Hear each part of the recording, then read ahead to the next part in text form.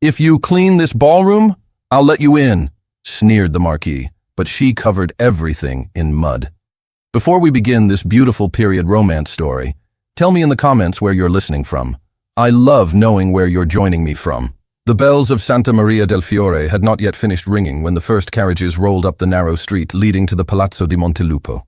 Florence, still trembling from winter's chill, gleamed with candlelight reflected on snow and glass. From every corner of the city came whispers about the ball of the season, the one hosted by Marquis Lorenzo di Montelupo, heir to a fortune so old that even his arrogance seemed hereditary.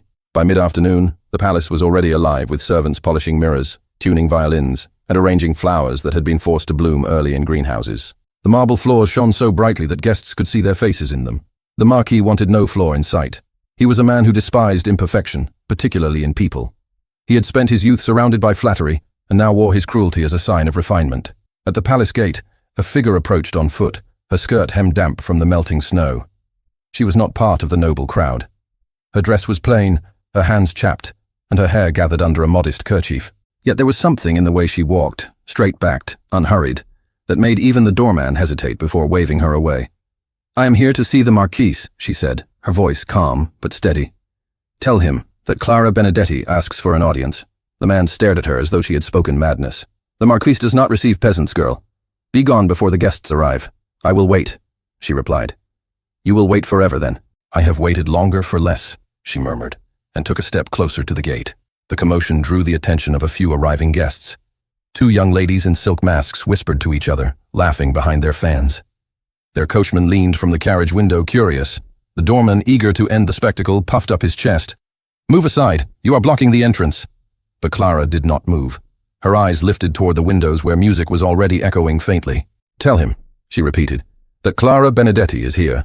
The doorman scoffed, but the name seemed to catch on the wind, carried through the open door toward the grand staircase. A servant nearby overheard and hurried inside. Within moments, a ripple of whispers began to spread among the staff, whispers that reached the ears of the Marquis himself. Lorenzo di Montelupo was standing before a mirror, adjusting his cravat, when his steward approached. "My lord," the man began cautiously, "there is a young woman at the gate. She asks for you by name." The Marquis frowned. "At this hour? What does she want?" "She says she wishes to see you." "And her name?" "Clara Benedetti." The Marquis paused. He had not heard that surname in many years, yet it stirred a faint, unwelcome memory. He turned toward the window and saw, through the falling snow, the outline of a woman standing beneath the lanterns.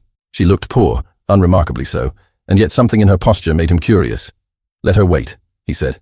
"I shall go down myself." The grand staircase was already crowded with guests greeting one another. The Marquis descended with practiced grace, his expression one of indulgent amusement. When he reached the door, the servant stepped aside. The murmurs grew louder. It was rare for him to address anyone so far beneath his rank. "Well," he said as he approached, his tone smooth as marble, "what an interesting sight. A peasant at my gate, and on the night of my ball. Tell me, Signorina Benedetti, do you always appear uninvited at noble houses?"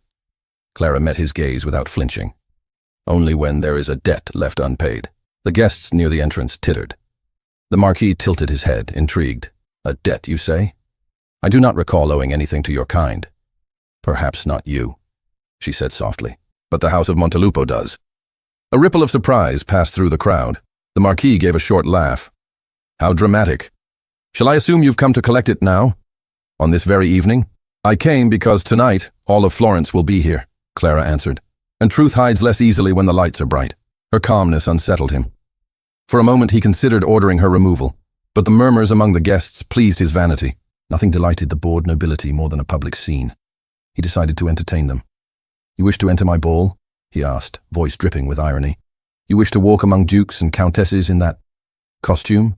"I wish to speak where I can be heard," she said. The Marquis turned toward the guests, spreading his arms as though on a stage. "Then let us strike a bargain, shall we? I am not an unkind man." Laughter bubbled around him. "If you clean this ballroom before the first candle is lit, you may attend as a guest. You will, of course, begin at once. The marble has grown dull from too many steps." The crowd laughed harder, delighted by his cruelty. Clara's face did not change. She looked at the hall behind him, the crystal chandeliers, the polished floor, and then back at his mocking eyes. "So that is your condition?" "Yes," he said lightly. "A fair exchange. Your labor for a night among the finest of Florence. Surely you are not above work." "Not above it," she said, her voice even. "Nor beneath truth." The silence that followed was sharp. Some ladies looked away, embarrassed by her composure. The Marquis, sensing his authority challenged, smiled again, but his tone tightened. Then we are agreed. You have until sunset. If you fail, you will leave and never again trouble my house. She nodded once. Agreed. Without another word, she stepped past him and disappeared down the servants' corridor. The nobles burst into laughter again, but their amusement was thinner now, almost nervous. The Marquis waved them toward the ballroom. Come, my friends. Let us not allow a cleaning girl to delay our pleasures. As the music began, he tried to forget her. But something about her manner, her refusal to beg, lingered in his mind. Each time he lifted a glass or turned in dance, he thought he saw her quiet eyes watching him. When a servant crossed the hall carrying a bucket, his glance flickered involuntarily, half expecting to see her behind it. Down in the lower quarters, Clara worked in silence. Servants whispered among themselves, unsure whether to pity or admire her. She took no offense at their curiosity. She scrubbed the steps, fetched water, and polished the brass fittings, not hurriedly, but with deliberate calm. The steward, passing by, muttered that she would never finish before dark. Clara only smiled faintly. That is not my aim. By the time the sun began to set behind the hills, the palace glowed with hundreds of candles. The orchestra tuned their strings, and guests filled the ballroom with a rustle of silk and chatter. The Marquis, now restored to good humor, stood at the top of the staircase, welcoming new arrivals. He had almost forgotten the episode entirely. Then one of his servants leaned close to whisper something. The girl, my lord. She has returned. He frowned. Returned? From where? She left through the garden gate an hour ago, and now she is back. The Marquis's amusement returned. Excellent. The entertainment continues. He followed the servant to the main entrance, expecting to find her exhausted and humiliated. Instead, when the doors opened, a gust of cold air swept in, and there she stood, Clara Benedetti, drenched in mud from the road, her skirts heavy with it, her hands brown with earth. The servants froze. The nobles gasped, yet she walked forward slowly, leaving a trail of wet footprints across the marble. What in heaven's name is this? The Marquis demanded, descending the steps. Have you lost your mind? I told you to clean, not to wallow in the fields. Clara stopped in the middle of the hall, her bucket still in her hand. I have done as you ordered, she said. I have brought the earth that feeds your vineyards, the same earth your servants tread upon when they harvest the grapes that fill your cup. You told me to clean your ballroom before the candles were lit, and so I shall. Before anyone could stop her, she dipped her hand into the bucket and flung a thick handful of mud across the gleaming floor. A dark stain spread over the marble. The crowd gasped, as though witnessing a crime. Then she threw another and another, each stroke deliberate, each splash louder than the music that had died away. The Marquis's face turned white. Stop her, now! But the servants hesitated, uncertain. Clara's calmness had turned to something fierce, yet controlled. You wanted me to scrub away the dirt, she said. But it lies deeper than marble, my lord. A murmur spread among the guests. Who is she? Someone whispered. Did she say Benedetti? I remember that name. The Marquis tried to laugh, but his voice cracked. Enough of this nonsense. You are dismissed, girl. I will leave, she replied quietly, when I have finished. Her hands moved again, spreading mud along the edges of the walls, over the embroidered rugs, along the golden frames. Every motion seemed to accuse him. The nobles, fascinated despite themselves, could not look away. The hall that had glittered moments before now seemed to reveal its hidden filth, the cruelty behind the laughter, the arrogance beneath the polish. Do you know what you have done? The Marquis hissed. You have destroyed what you could never possess. Clara met his eyes. I have reminded you that marble cracks like any other stone. The silence that followed was heavy. The only sound was the dripping of mud onto the floor. Somewhere outside, thunder rolled faintly over the hills. Then, from the far end of the hall, the butler rushed in, breathless. My lord, he said, a carriage from Rome has just arrived. Count Alessandro Varani asks to see you. The Marquis blinked, startled. Varani? At this hour? The butler nodded, his eyes darting toward Clara. For the first time, the Marquis looked uncertain. His lips parted as though to speak, but before he could, the grand doors swung open again, and a tall figure stepped inside, removing his gloves. His voice carried clearly across the shocked room. Clara Benedetti, is that truly you? Gasps rippled through the ballroom. The name sounded like a chord struck too hard. Count Alessandro Varani, tall and composed in his dark traveling coat, stood beneath the arched doorway. His arrival carried an authority that silenced even the whispers. He looked not at the Marquis or the shocked nobility, but straight at Clara, standing in the center of the hall, mud still dripping from her hands. Clara Benedetti, he said again, stepping forward. You look so much like her. The nobles shifted, murmuring among themselves. The Marquis's expression hardened. "Count Varani," he said with forced civility. "What an unexpected honor. You arrive in the middle of a small domestic misunderstanding." Alessandro's eyes never left Clara. "It looks like more than misunderstanding, my lord. It looks like humiliation." He crossed the floor, ignoring the ruined marble and the gasps of the guests, and stopped before her. "Do you remember me?" he asked gently. Clara hesitated, her breath unsteady. "No," she said. "But my mother did. She spoke of you when I was a child. She said there was one man who believed her when no one else would." The Marquis took a step forward, his smile tightening. "Enough of this nonsense. Count, you cannot know this woman. She is a vagrant, a performer of cheap drama." Alessandro turned toward him, his tone calm but sharp. "I know her name, and her mother's, Lucia Benedetti. Do you remember her, Marquis?" A ripple of recognition ran through the crowd. The older guests exchanged uneasy glances.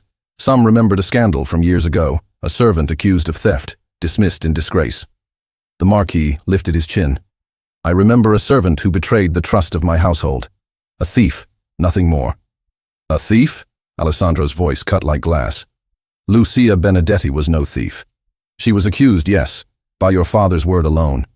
And the item she was said to have stolen was never found." The Marquis laughed stiffly. "Count, I fear you are letting sentiment cloud your reason. My father's word was law in this city." "Law and justice are not the same," Alessandro replied. The guests began whispering louder. The musicians, uncertain, lowered their instruments. Clara stood still, watching the exchange with quiet intensity. "My mother died still branded a criminal," she said. "I have lived with that name on my shoulders all my life. Tonight I wanted to look the men who ruined her in the eye." The Marquis's composure began to crack. "Ruined her? She ruined herself. Did she?" Clara asked. "Or was she accused so that your father could keep the land she inherited? The vineyard near San Casciano?" The room stirred again. The Marquis's face paled, then flushed dark red. "You know nothing of that. Those lands were forfeited to pay debts. They were taken," Clara said quietly. "And my mother's reputation was the price." A countess near the stairs clutched her pearls. Someone whispered, "Could it be true?" And another replied, "Hush, he'll hear you." Alessandro's gaze swept the crowd, his voice firm. "There were letters. Lucia wrote to me before she vanished. I never received them, but I know she tried to reach me. She wrote of false witnesses, of threats, of being dismissed without pay. I searched for her when I returned from Rome, but she was gone." Clara swallowed hard. She died in silence, but not in shame. "She told me once that truth always returns, even if it must walk through mud to be seen." The Marquis moved toward her, his steps echoing on the ruined marble. "You dare to accuse my house in front of Florence's finest? You think anyone will believe a peasant girl's word over mine?" "Not my word," Clara said. "My mother's. And perhaps soon, others." His jaw clenched. "You think you can disgrace me? I think you have already done that yourself," Alessandro interjected. "Look around you. These people came for music and wine, but they will leave remembering this. The noble house of Montelupo, frightened by a peasant and her truth." The Marquis's eyes flicked toward the guests. Their expressions had changed. Amusement had turned to discomfort, curiosity to doubt. His voice dropped to a hiss. "You meddle where you have no right, Varani. Whatever affection you had for that servant woman is ancient gossip. Do not drag it into my house." Alessandro's tone remained calm. "Then open your archives. Show us the report of the theft, the witnesses, the recovery of the so-called stolen jewel. If everything was lawful, you have nothing to fear." The Marquis's lips curved in a brittle smile. "And if I refuse, then your refusal will speak for itself," Alessandro said. The silence that followed was heavy. Clara's heart pounded, but she held her ground. Around her, the nobles avoided each other's eyes, uncertain which side to stand on. The Marquis exhaled slowly, forcing a laugh. "This conversation has grown tedious. Clara Benedetti, you have had your spectacle. Leave my house at once." Clara turned toward the door, but her voice carried clearly across the hall. "I will leave, my lord, but not quietly. Tomorrow, Florence will hear my mother's name again." "Tomorrow?" the Marquis echoed. "And what will you bring them, girl? Your stories, your memories." "Proof," Clara said. The word struck like a bell. The crowd stirred again. The Marquis narrowed his eyes. "You lie." "Do I?" Clara asked. "Then perhaps you will sleep soundly tonight. But if I were you, I would not." Her calm tone infuriated him more than any insult could have. "If you think this little performance will gain you sympathy, you are mistaken," he said. "Florence does not forgive insolence." "Nor does it forgive deceit," Alessandro replied. The Marquis glared at him. "You speak boldly for a guest in my house." "I speak as a man who has seen too much injustice dressed as elegance," the Count answered. Perhaps the people of Florence should know that not every noble defends corruption. The tension thickened. One of the guests, an older magistrate, coughed awkwardly. My lords, perhaps this matter is better settled privately. But Clara shook her head. No. For years, everything about my mother was hidden behind closed doors. Tonight, I wanted it spoken under the chandeliers, where secrets pretend to shine. The Marquis's hand trembled slightly as he reached for a glass of wine. You will regret this, he muttered. Perhaps, she said. But at least I will regret it honestly. Alessandro looked at her with quiet admiration. If you have proof, I will help you bring it forward, he said. You have my word.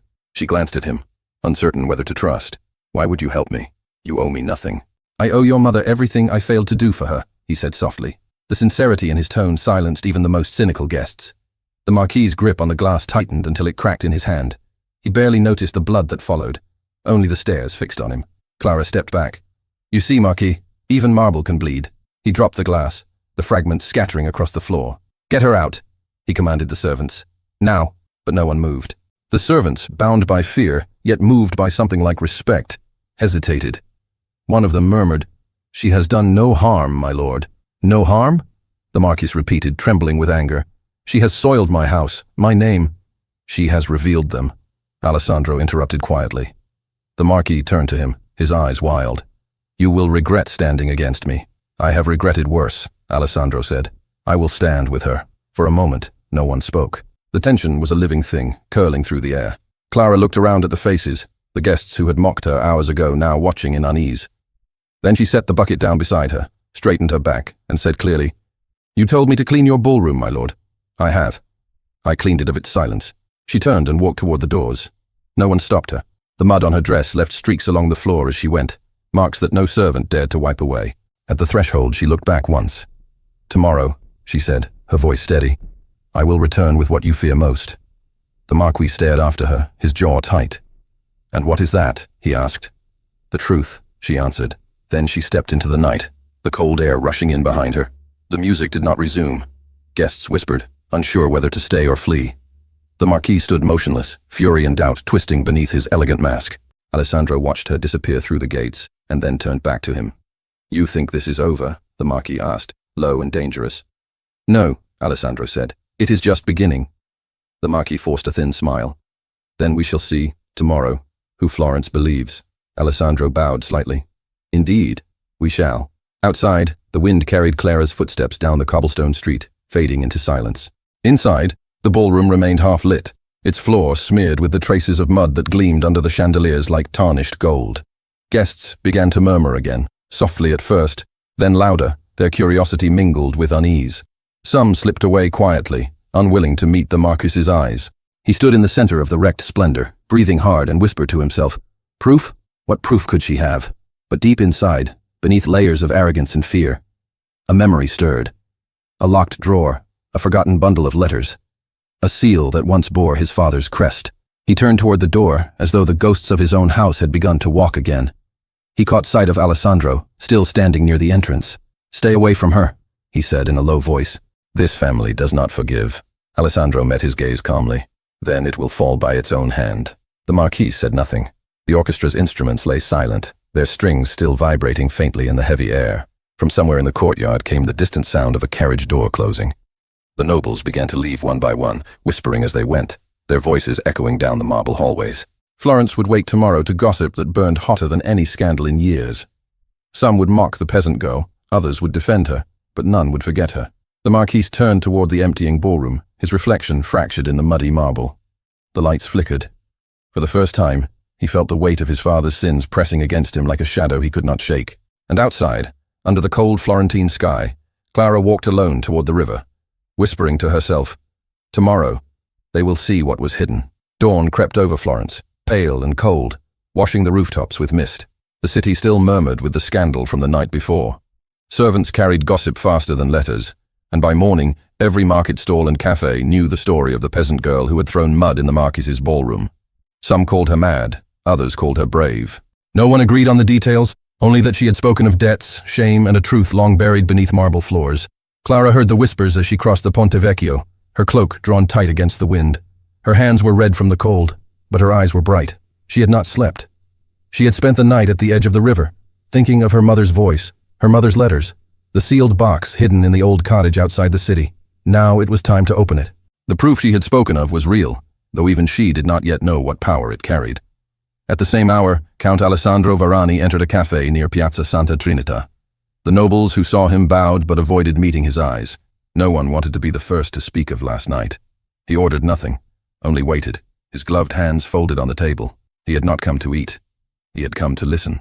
When the steward of the Montelupo household slipped through the door, nervous and pale, Alessandro motioned him to sit. "You served the Marquis's father, didn't you?"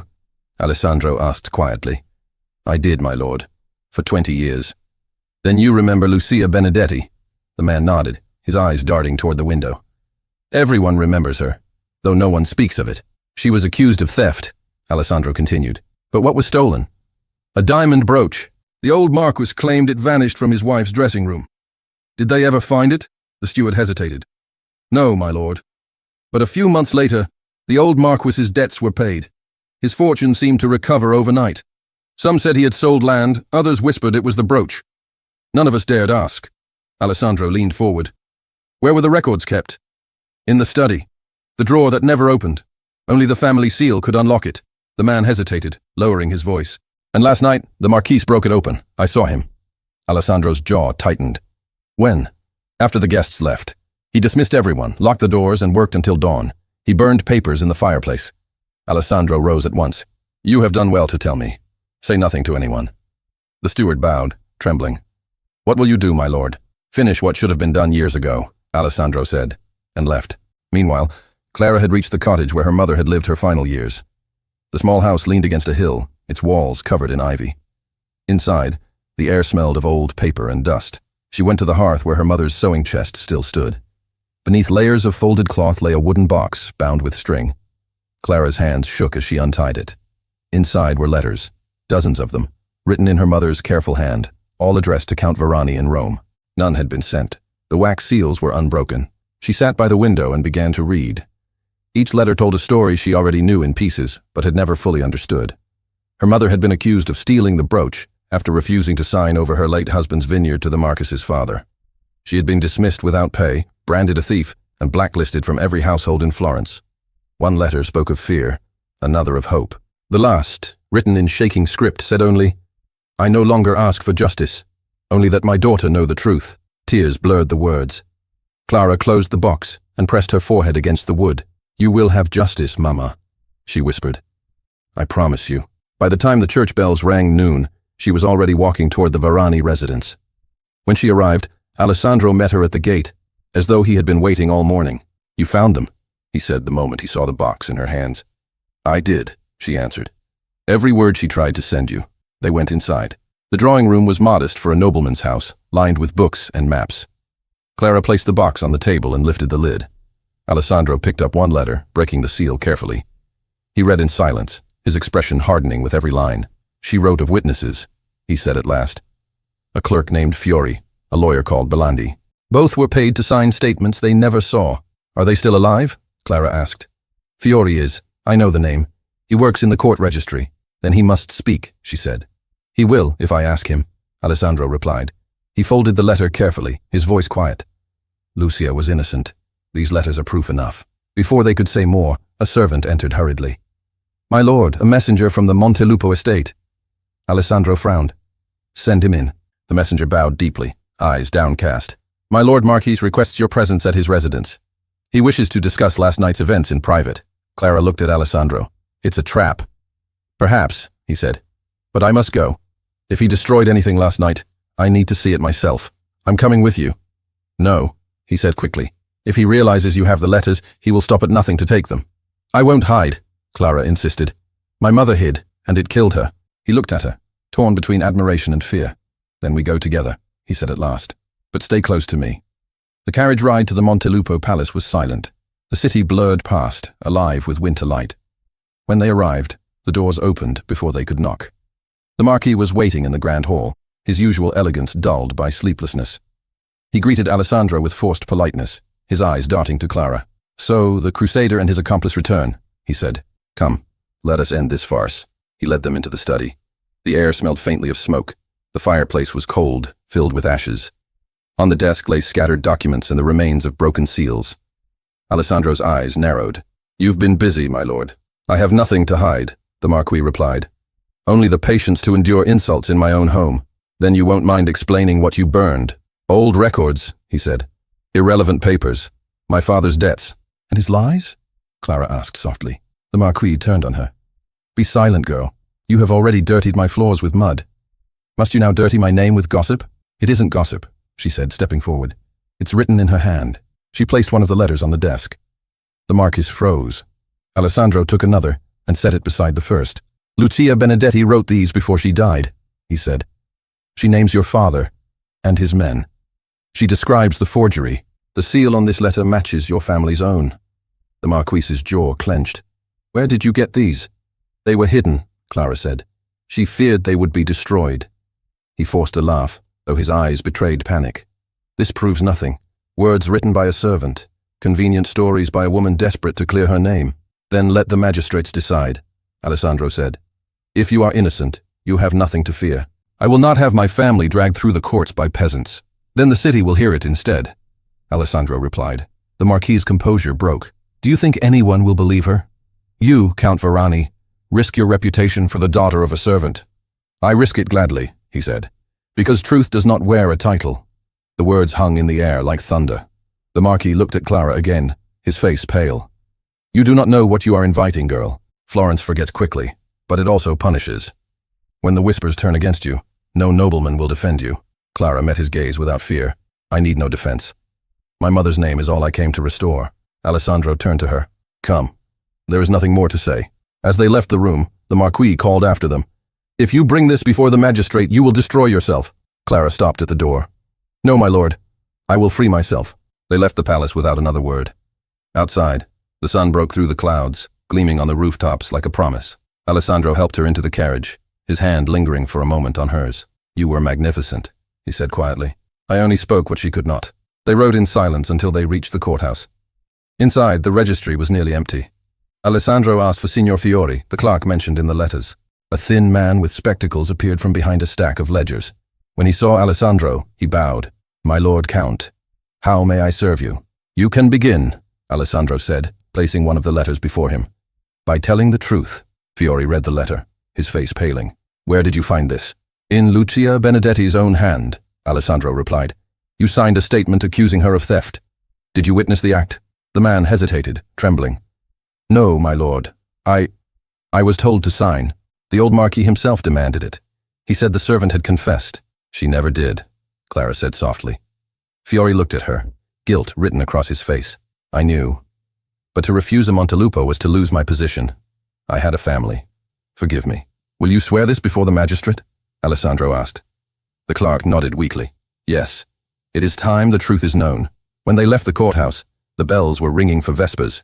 Clara felt the first real breath of relief she had taken in years. "It's over," she said quietly. "Not yet," Alessandro answered.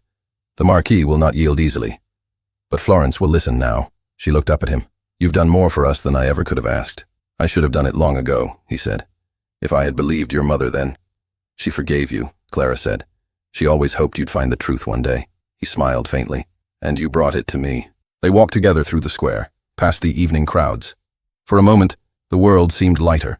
Then a servant approached, breathless. "My lord Count, news from the Palazzo di Montelupo. The Marquis has called a meeting of his peers. He means to declare you both liars before all of Florence." Alessandro's face darkened. "When?" "Tomorrow, at noon." Clara's hands tightened around the box.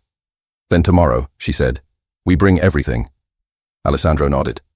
"Let him speak first." "We will finish it." The servant bowed and hurried away. The Count turned to her, his voice low. "Are you afraid?" "Only of silence," she said.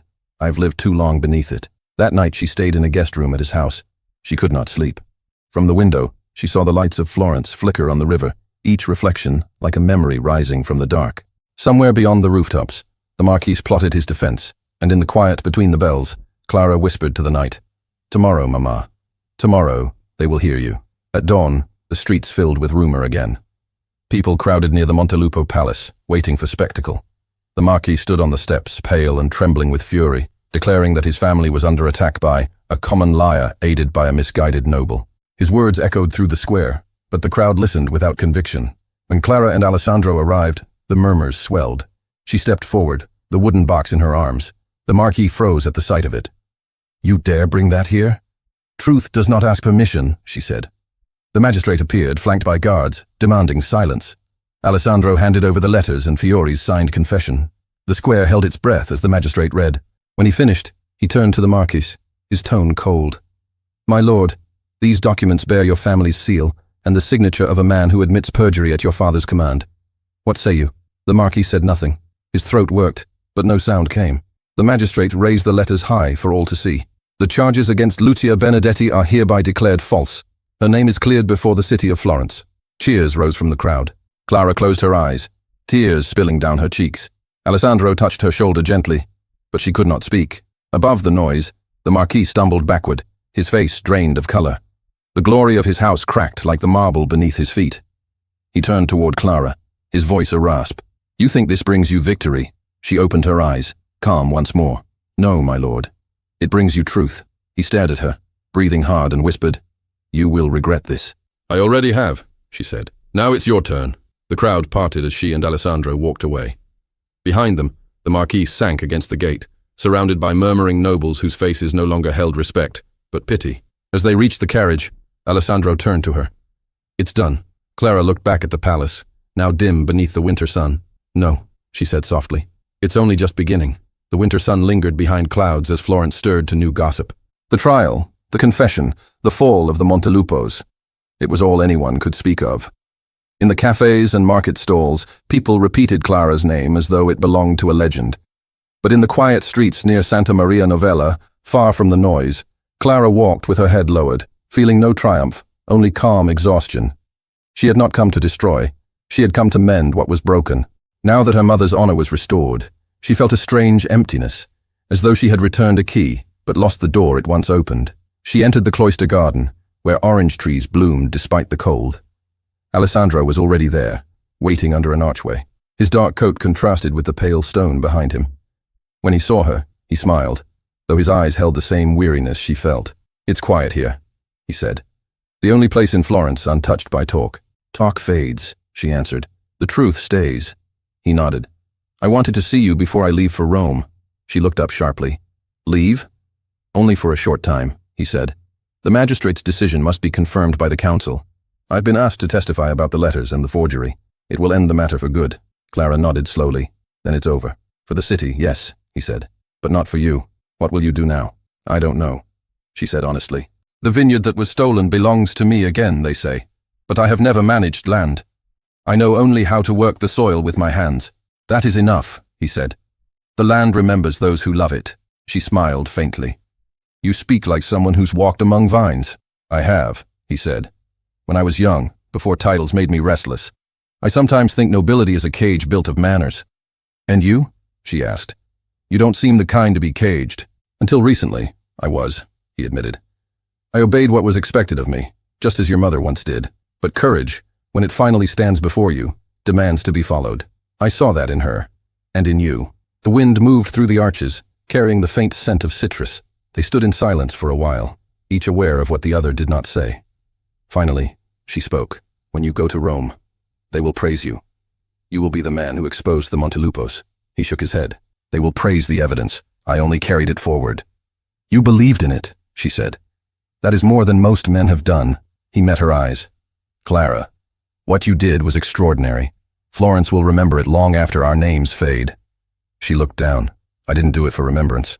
"No," he said quietly. "You did it for love." The word startled her. "Love, the love of truth, the love of your mother, the kind that redeems, not destroys." She wanted to speak, but words failed. Instead, she lifted the small wooden box from her satchel. "I wanted you to have this," she said. "The letters, they were meant for you." He hesitated. "They belong to you." "They belong to her," she said. "And she wrote them to you. I think she wanted you to read them when the world was ready to listen." He accepted the box with both hands. "Then I will guard them as she wished." Their eyes met, and something unspoken passed between them, something tender, fragile, and heavy with meaning. Then he said, "When I return from Rome, I will visit your vineyard." She smiled softly. "If it still stands." "It will," he said. "And when I come, I hope you'll let me see how you've tamed it." "Tamed," she laughed quietly. "No one tames the land. One learns to live with it." "That," he said, is what I wish to learn. They began walking through the cloister, their steps slow. The nuns who tended the garden passed by in silence, glancing curiously at the unlikely pair. One of them, an older sister, paused and murmured, "Peace follows those who forgive." Clara inclined her head, uncertain whether the words were meant for her or for the man beside her. After a moment, Alessandro said, "Do you forgive him, the Marquis?" she asked. "I don't know. I should, but every time I see his face, I see my mother leaving that house with nothing. Forgiveness doesn't erase what was done," he said. "It only frees the one who gives it." She looked at him, curious. "Have you forgiven yourself?" He hesitated. "Not yet. I was young, and I let fear silence me. I believed power would protect truth, but it only buried it deeper. I failed your mother. She never blamed you," Clara said softly. "She told me once that if you had been there, things might have ended differently." He smiled faintly. And now, years later, her daughter stands where she could not. Perhaps fate allows us second chances through others. The bells began to toll for afternoon prayers. Clara looked toward the sound. "You should leave soon if you're to reach the road before night." He nodded. "Will you come to see me off?" "Yes." They walked together to the edge of the convent gate where his carriage waited. The driver stood ready, holding the reins. Alessandro turned to her one last time. "If the vineyard overwhelms you, write to me. I will come. I will manage," she said, smiling. "I've faced worse than soil." He laughed quietly. "Then I shall see you soon, Signorina Benedetti." As the carriage pulled away, Clara watched until it disappeared around the corner. The city felt larger, emptier without him. She turned back toward the garden, her mind full of memories. Her mother's laughter, the feel of earth between her fingers, the echo of Alessandro's voice saying that forgiveness frees. The following weeks passed quickly. The court confirmed the ruling. The Montelupos were stripped of influence, and Florence returned to its restless rhythm. People spoke less of scandal and more of renewal. Clara spent her days in the vineyard, the land stretching like a quiet promise beyond the hills. It had been neglected for years, but she loved its stubbornness. Each vine, bent and half dead, reminded her that life could return after winter. One afternoon, a messenger arrived carrying a letter sealed with the Varani crest. Clara opened it eagerly. The letter was short. "The council has closed the matter. Justice is done. I return to Florence within the week. I hope the vineyard is as strong as the woman who now owns it. A.V." She read the words several times before tucking the letter close to her heart. The following days, she prepared without realizing why. She cleaned the small house, mended her best dress, arranged flowers from the field. When she caught herself smiling, she shook her head and whispered, "Foolish girl." But the smile did not fade. The day Alessandro returned was bright and clear. He rode alone, without carriage or servants, his horse dusty from the road. Clara saw him from the hill and walked down to meet him. When he dismounted, his eyes lit up. "It looks different," he said, gazing at the vineyard. "It's trying to live again," she replied. "Like all of us." He looked at her for a long moment. "I've missed speaking with you." She laughed softly. "You've been gone only a month." A month can be long when one grows used to someone's company. She felt the warmth rise in her cheeks. "And Rome? They treated you well?"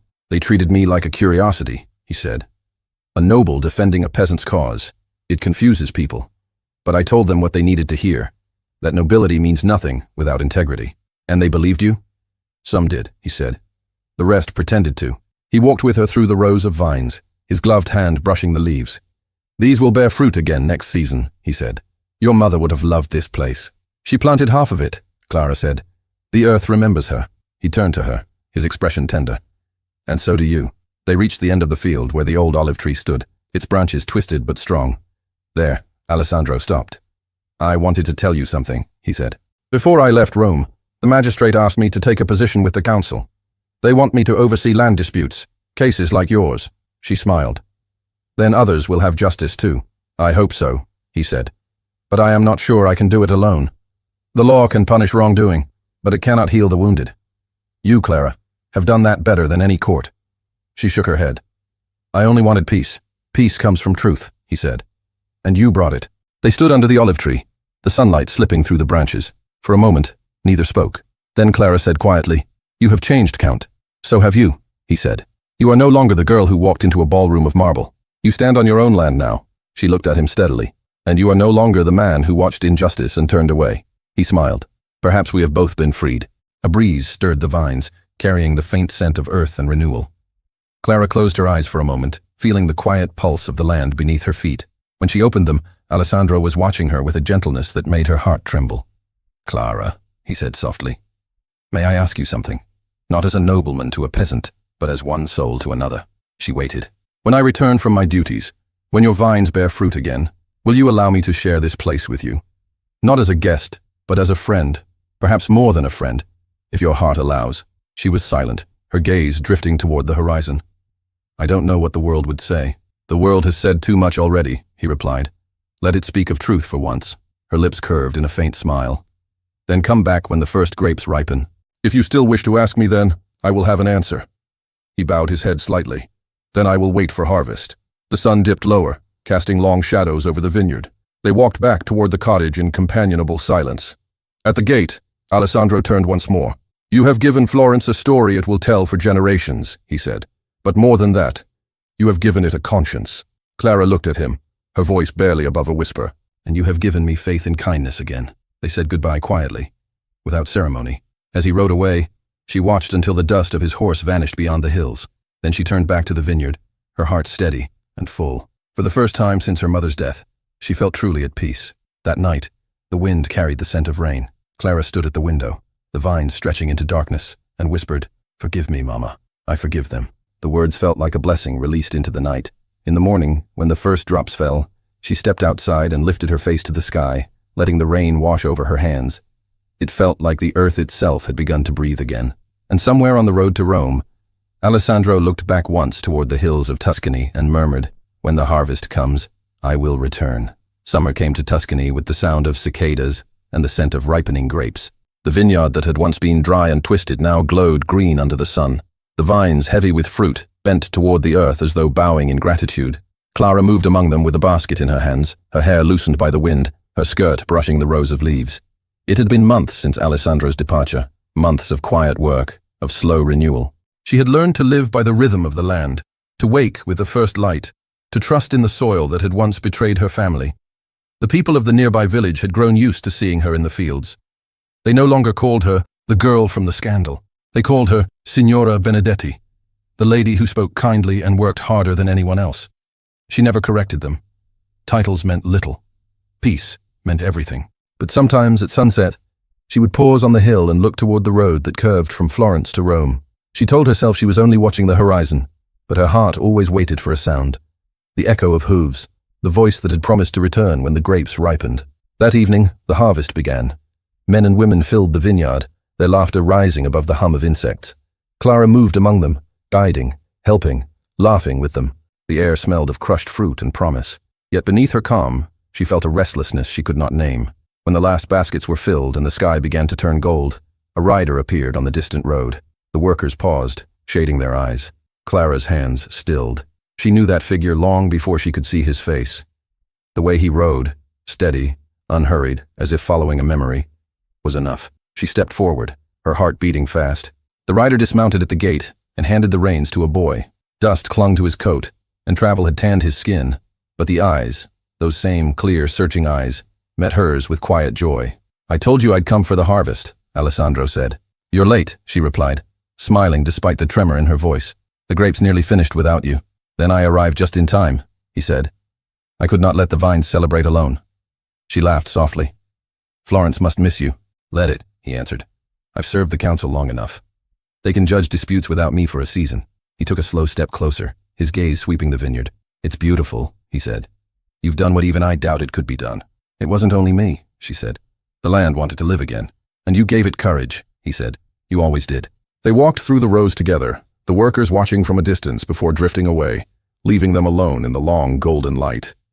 Clara showed him the vines that had returned strongest, the barrels ready for pressing, the little house she had repaired with her own hands. "It feels different here," he said. "Lighter." "It is," she answered. "For the first time, this land isn't haunted." They reached the olive tree at the edge of the field, the one that had seen their last conversation. Its leaves shimmered in the setting sun. Alessandro stopped beneath it, removing his gloves. "Do you remember what I said here?" "You said you'd wait for harvest," she said softly. "And you said you'd have an answer." She looked at him, her heart fluttering. "And if I have one?" He smiled faintly. "Then speak it before the sun goes down." She drew a slow breath. "I thought I wanted only justice, Alessandro. But when justice came, I realized it wasn't enough. What I wanted was life. Life that felt true, not bound by shame or pride. When you stood beside me that night, you gave me that. And since then, every day has felt whole. He stepped closer. Clara. She raised her eyes. If you still wish to share this vineyard, not as a noble, but as the man who believed when no one else would, then yes. My answer is yes. He exhaled, a sound half laugh, half relief. Then I will never leave again. She smiled through tears. You will. You'll go to Rome, to Florence, to every place that needs your truth. But you'll always come back here. That's enough. He took her hands, his voice low. You are not like anyone I've ever known. Nor you, she said. Perhaps that's why we found each other in the middle of ruin. The sun slipped lower, bathing them in amber light. He brushed a lock of hair from her face. Clara, may I ask you once more, not for permission, but for hope? Hope? That you'll let me build a life beside you, as your equal, not your savior. You've never been my savior, she said. You were simply the first man who saw me as more than my name. He smiled. Then perhaps we save each other. Their hands intertwined, and for a long moment, neither spoke. The silence between them was filled with everything they didn't need to say. The weight of the past, the promise of what would follow. When he finally bent to kiss her, it was gentle, reverent, like a vow spoken without words. The first stars appeared as they walked back toward the house. The workers were gone, the basket stacked by the wall. A lantern glowed in the doorway. Alessandro paused, looking at the small, warm light. It feels like home, he said. It is, she replied. Inside, she poured wine from the first pressing. The scent filled the air, rich and new. She handed him a cup. To my mother, she said. He lifted his. To Truth. They drank, smiling. The room was simple. Wooden beams, stone floor, a single window overlooking the vines. But to both, it felt like a palace. He set the cup down. I once thought nobility was measured by birth, he said. Now I see it measured by heart. And what of pride? She asked. Pride is what we unlearn to love honestly. She laughed softly. Then we'll both be students forever. Gladly, he said. They sat together until the candles burned low. Outside, the night pulsed with the rhythm of crickets and the whisper of leaves. Alessandro reached across the table, his fingers brushing hers. Do you ever think your mother sees this? I do, she said. I think she smiles every time the vineyard breathes again. He looked at her with quiet affection. She would be proud of you. She'd say I talk too much, Clara replied, and they both laughed. The laughter faded into a comfortable stillness. She rose, moving to the window. The moonlight poured over the fields, turning every leaf to silver. Alessandro joined her, standing close enough that their shoulders touched. I never thought I'd find peace here, he said. Peace doesn't come from places, she answered. It comes from people who stand with you when the world falls apart. He took her hand again. Then I found mine. Morning came with light spilling through the shutters. Clara woke to the sound of birds and the scent of fresh bread baking in the hearth. Alessandro was already outside, speaking with the workers, laughing easily as if he'd belonged there all his life. She watched him from the window, warmth rising in her chest. Later, they gathered everyone in the courtyard for the festival of the harvest. The villagers arrived with baskets of fruit, flasks of wine, and songs that echoed across the hills. Clara stood at the center, dressed simply, but radiant. Alessandro, beside her, looked happier than she had ever seen him. When the music began, he turned to her with a half bow. May I have this dance? She hesitated, laughing. I haven't danced since the night your Marquis mocked me. Then let this night replace it, he said. She took his hand. They moved slowly at first, her laughter mingling with his. The others joined in, clapping, singing. The air was alive with joy. The memory of that cruel ballroom seemed distant, almost like another life. As the dance ended, the crowd cheered. Alessandro looked at her with that same steady warmth that had carried her through every storm. You once said, dignity must be proven by courage, he reminded her. Tonight, you've proven it beyond measure. She smiled. And love? Love, he said, is the courage to stay. When the sun dipped behind the hills, they walked together to the vineyard, the laughter fading behind them. The rows glowed faintly in the twilight, each grape a small promise fulfilled. I used to hate this place, Clara said quietly. I thought it held only pain. And now, he asked. Now it feels like forgiveness. He took her hands. Then let it bear witness, he said, to all we've lost and all we've found. She nodded, tears bright in her eyes. To everything reborn. They stood together as the stars gathered above, the night deep and kind. The vineyard stretched endlessly before them, alive again. Alessandro brushed a thumb across her cheek, his voice low. Clara Benedetti, would you let me call this place ours? She looked up at him, her heart full. It already is. And as the first breeze of autumn whispered through the vines, he kissed her again, not with sorrow or longing, but with the quiet certainty of love that had earned its peace. Thank you so much for listening to this story all the way to the end. We hope it moved you as much as it moved us while telling it. We'd love to hear your thoughts. Leave us a comment telling us where you're listening from and what you liked the most. Rate this story from 0 to 10. What score would you give it? If you enjoyed this story, don't forget to subscribe to the channel and leave a like as a show of support. That really motivates us to keep creating and sharing more stories full of emotion and life lessons. And before we go, we want to remind you that an exciting and heartwarming story recommendation will appear on the final screen. If you'd like to enjoy it, just click on the video. Thank you once again for being here, and we'll see you in the next story.